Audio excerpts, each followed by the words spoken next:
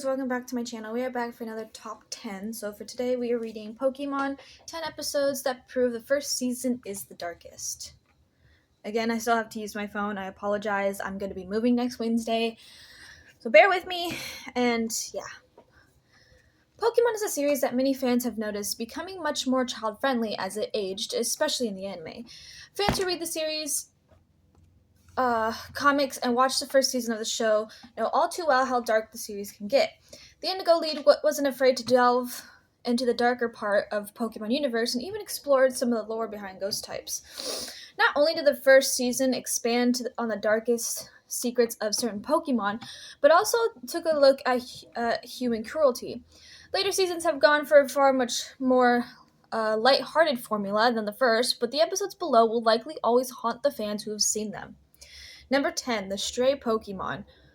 More like the saddest. What the fuck? I cried during that.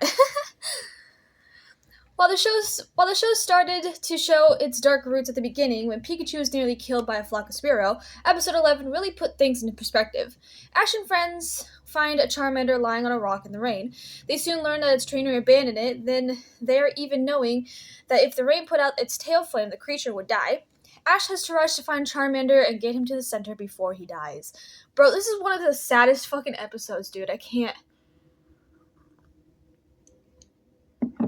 I cried my eyes out, dude. Number 9, Pokemon Shipwrecked.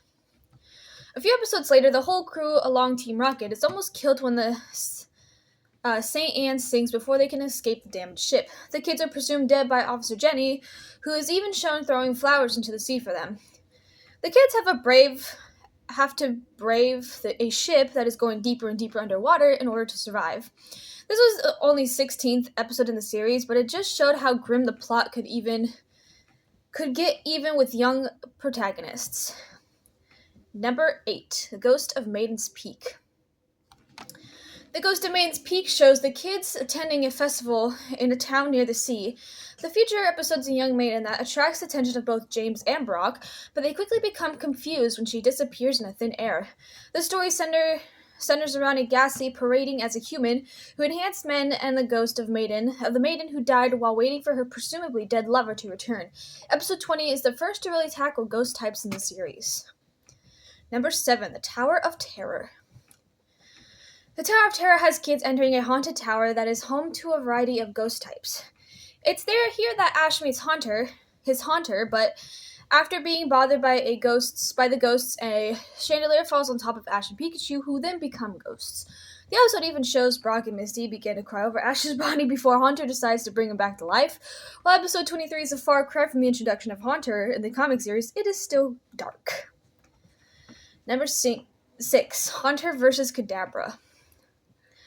Just one episode later in 24, Ash and his friends turn into dolls by the sadistic version of Sabrina. As dolls, the characters can't move around and are placed in a dollhouse for the children's version of the gym leader to play with. As it turns out, Sabrina even turned her own mother into a doll, and she has been trapped for quite some time in the gym. Haunter is able to save the kids by making the gym leader laugh so that her two personalities could combine. Number 5, March of the Executor Squad. Episode 43 has the kids going to visit a carnival, where all seems well and good until they learn about the owner's plan. The carnival owner decides to plant bombs in the road where a herd of Executor are migrating. The kids have to work to destroy the bombs before Executor reaches it and gets blown up. Bombs are pretty rare in kids' shows, especially when they actually have the ability to kill a herd of wild creatures. Number 4, Attack of the Prehistoric Pokemon. Episode 44 finally shows the debut of the popular fossil Pokemon, but only after Ash is trapped in a cave due to an explosion caused by Team Rocket. Ash and Team Rocket must team up once in the pit since the prehistoric creatures are trying to kill them. It is rare that the show is able to show the more aggressive nature of Pokemon, but this episode does it wonderfully. The crew narrowly escapes being killed by an Aerodactyl before they manage to escape. Not gonna lie, if you ever see prehistoric Pokemon in real life, that'd be kind of creepy. Number 3, A Chancy Operation. This is another episode that touches on the darker side of the universe. To start off, episode 47, Pikachu almost dies after choking on an apple, but is saved when Ash is able to rush him to a center for help. While they are there, a car wreck sends in dozens of several injured Pokemon that desperately need medical attention and overwhelm Nurse Joy. The episode has Ash and friends begin working on trying to help save the injured Pokemon. Most of these are just fucking sad.